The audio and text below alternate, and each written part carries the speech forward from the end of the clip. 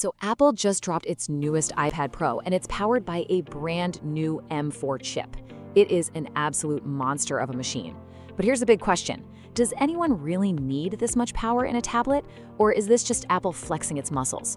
All right, let's get into it. Yeah, that's really the core question, isn't it? Is this new iPad a genuine game changer? That's what we're going to break down right now. We'll look at the feel of it, the raw power, the staggering price, and figure out what it all means. And as the source for this explainer puts it so well, the answer is not a simple yes or no. It's complicated. There's a ton of nuance here, so let's dig into the details. Okay, first up, let's just talk about the physical device. Because seriously, before you even turn this thing on, the design and the feel of it make a huge statement. Get this. The 13-inch model is just 5.1 millimeters thick. Just let that sink in for a second. It's almost hard to picture how ridiculously thin that actually is. And this really puts it into perspective. It is thinner than an old iPod Nano. I mean, that's just wild. It's so light it basically vanishes in your bag, which is pretty incredible for a device with a screen this big and with this much power. It honestly feels like some kind of engineering magic in your hands. Now, that screen, how did they get it to look so good? Well, Apple is using some new tech. They're calling it Tandem OLED. Basically, they are literally stacking two OLED panels right on top of each other. And what this does is let them crank up the brightness and control to a whole new level. And the results are, well, they're just stunning. It gets bright enough that you can actually use it in direct sunlight without squinting, which is a massive win.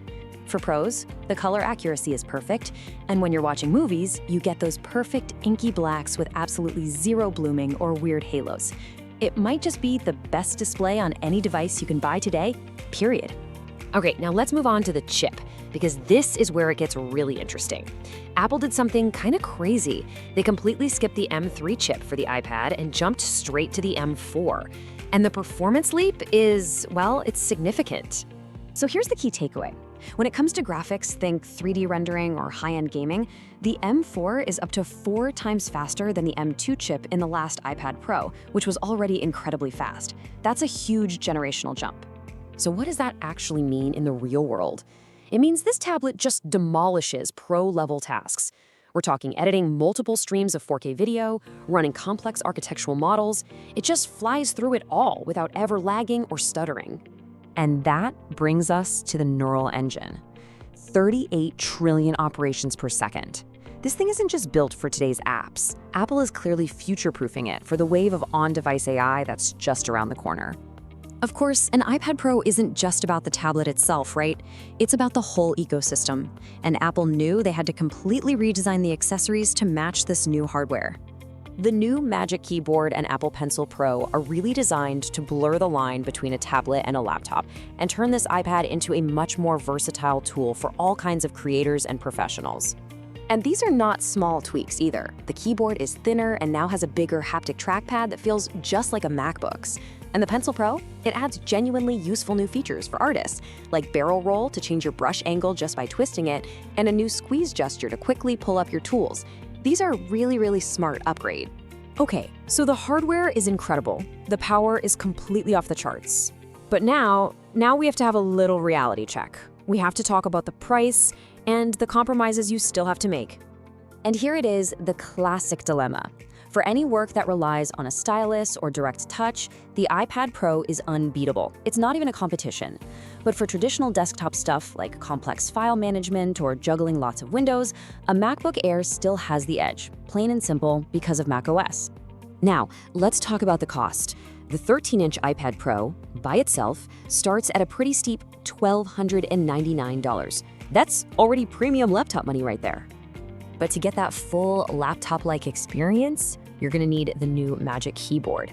And that's gonna add another $349. And if you're a creative professional, the Apple Pencil Pro is pretty much a must-have. So go ahead and tack on another $129. So when you add all that up, you're looking at a total of around $1,800. And that's just for the base model.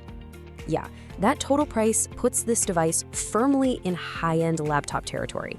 And for anyone who's just watching movies or checking email, this level of power and this kind of price is, frankly, just massive overkill. Which brings us to the final verdict. When you put it all together, who should actually go out and buy the M4 iPad Pro? It really comes down to this. If you are a creative professional, an artist, a video editor, a designer whose work can really take advantage of that amazing display and stylus, then yes, this device could absolutely change your workflow. For you, it's a buy.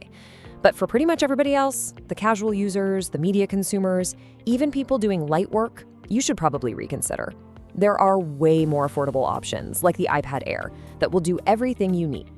And that leaves us with this final thought. The M4 iPad Pro is a stunning piece of hardware. It really feels like a glimpse into the future, where our devices are impossibly thin and unbelievably powerful. But for today, is it the next step in computing, or is it simply the most beautiful, most powerful piece of overkill ever made? I guess the answer really depends on you.